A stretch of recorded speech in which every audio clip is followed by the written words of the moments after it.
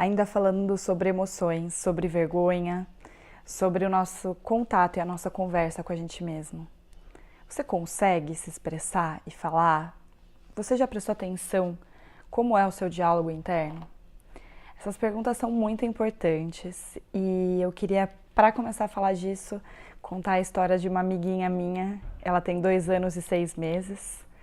Eu recentemente fiquei alguns dias na casa dela e ela fala: Tia Gabi, minha amiga. E é a coisa mais linda. E ela estava me contando de quando ela ficou 40 dias doente. Ela de uma virose, atropelou para outra virose, teve conjuntivite no meio.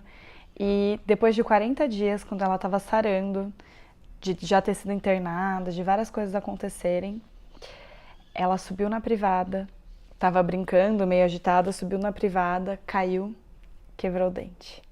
Na verdade, caiu um dentinho da frente dela.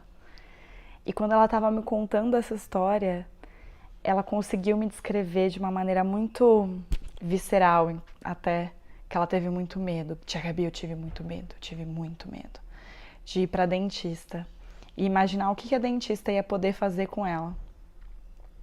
E eu achei incrível essa história. A mãe dela também falou: Nossa, Gabi, foi uma coisa muito importante esse diálogo que vocês tiveram, para que a gente, para que coisa impressionante, uma criança de 2 anos e 6 meses consegue efetivamente descrever aquilo que ela sente. Às vezes ela acorda meio chiliquenta, e aí depois no meio do dia, quando ela tá mais calma, ela fala: eu não vou mais ser chiliquenta.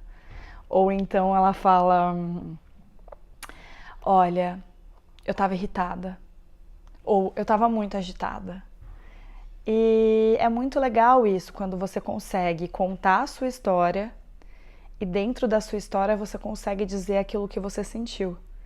A gente conta história o dia inteiro, a gente conta tudo que a gente viveu para as pessoas, a gente tem diálogo com os nossos amigos, com os nossos namorados, com as pessoas que a gente convive, com os nossos colegas de trabalho, com a nossa família, mas quem aqui consegue efetivamente contar aquilo que viveu e traduzir isso com as emoções que você sentiu?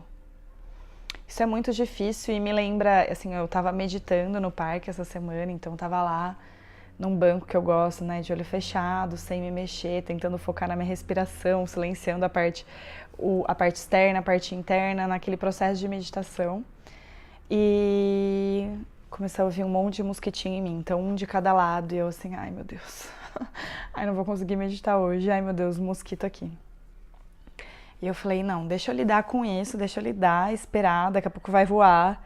E ainda falei: bom, a gente tá aqui expressando os 5 sentidos, né, então esse mosquito tá me dando a oportunidade de me conectar com a minha pele, de ter tato.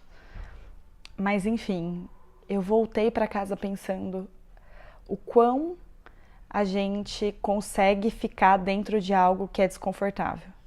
Isso é muito importante. Por exemplo, o quanto que eu aguentei e não me mexi, porque chegou uma hora que eu falei: ai, e me mexi o braço e tipo voa, mas assim, veio outro, até o momento que eu falei: tá, aguenta. Aguenta porque vai passar, eles vão voar. E o quanto que a gente consegue no nosso dia a dia experienciar uma situação desconfortável sem querer imediatamente fugir, sem querer imediatamente sair fora disso. Essa é uma pergunta assim que pra mim bateu muito forte, porque eu fiquei pensando: quando você tem algum desafio, quando tá doendo, quando você sentiu desconforto, vergonha, o quanto que você não quer olhar para aquilo. E o que a gente faz? A gente foge, a gente aciona a nossa parte mais ancestral do nosso cérebro e a gente foge. A gente aciona um instinto de sobrevivência e aí a gente foge e a gente não se conecta. E aí aquela emoção, aquele momento, aquele desconforto, a gente quer que ele acabe tão rápido. E a gente empurra ele, porque a gente não resolveu ele, a gente acha que a gente resolveu. Tipo, ai não vou sentir isso, deixa eu olhar aqui no Facebook, deixa eu assistir um vídeo, deixa eu... E a gente foge. E aí às vezes você fica agressivo ou você fica triste. Você fala: não, aconteceu do nada, não sei o que aconteceu. E na verdade foi isso que aconteceu, simplesmente você vem fugindo das suas coisas por tantas vezes, por tantos momentos e não se conectou com aquilo. E aí você fala, ai, de repente, não, nada é de repente. Nada é de repente. Então, para fechar, eu queria falar para vocês, assim, né, continuando aqui o livro, eu falei assim que esse livro tá virando um anexo meu, mas a gente vai estudar outros livros aqui no canal. Para fechar, o que eu quero colocar para você é semântica. A semântica, no fim do dia, é muito importante para o nosso diálogo interno. Então, às vezes, a gente vai falar de culpa, de vergonha, de constrangimento e a gente vai falar de humilhação. Eu fiquei em choque, mas eu falei que eu reparei assim, faz muito sentido assim. Quando a gente está falando de culpa, a gente está se sentindo culpado, só que a culpa nos dá uma oportunidade, porque a gente se sente culpado e a gente pensa, poxa, eu posso ser melhor, eu vou ser diferente da próxima vez. E talvez a gente ganhe um impulso para ser melhor e ser diferente. Quando a gente está falando de constrangimento, há 2 vídeos atrás eu falei, nossa, senti muita vergonha porque eu abri a porta, vi o primo da minha amiga no banheiro, mas não vi nada, mas ele tava lá, que vergonha. Não, aquilo não foi vergonha, aquilo foi um constrangimento. Eu fiquei vermelha, morri assim por dentro e passou.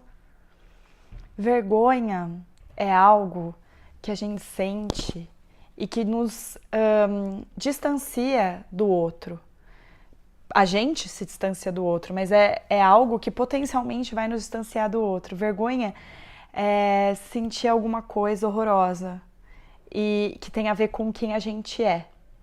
E aí, pasmem, humilhação tem a ver com o outro. Quando você se sente humilhado, você sabe que você tem o seu valor e o outro tá desequilibrado, o outro tá fazendo alguma coisa ridícula. É claro que humilhação recorrentemente, over and over and over again, pode ser que faça com que a gente passe a acreditar naquilo e aquilo vire uma verdade pra gente e assim a gente passa a sentir vergonha de quem a gente é. Mas até humilhação é melhor do que vergonha. Olha que loucura isso. E eu falei, nossa, que impressionante essa semântica. Como é importante a gente ter ideia disso, né? Dos nossos sentimentos e do nosso papo interior, porque assim, mesmo tenho feito esse exercício muito de tentar me escutar e tentar ouvir toda essa conversa da minha mente e tenho reparado o quanto eu quero fugir do desconforto, o quanto eu quero fugir dos desafios, o quanto eu quero sair correndo daquilo que não tá uma delícia. Assistindo um vídeo, lendo um livro, conversando com pessoas, olhando pro teto. E na verdade, a melhor coisa que a gente tem a fazer é encarar, é ter coragem de encarar isso. Era isso por hoje. Boa sexta-feira, gratidão e até a próxima.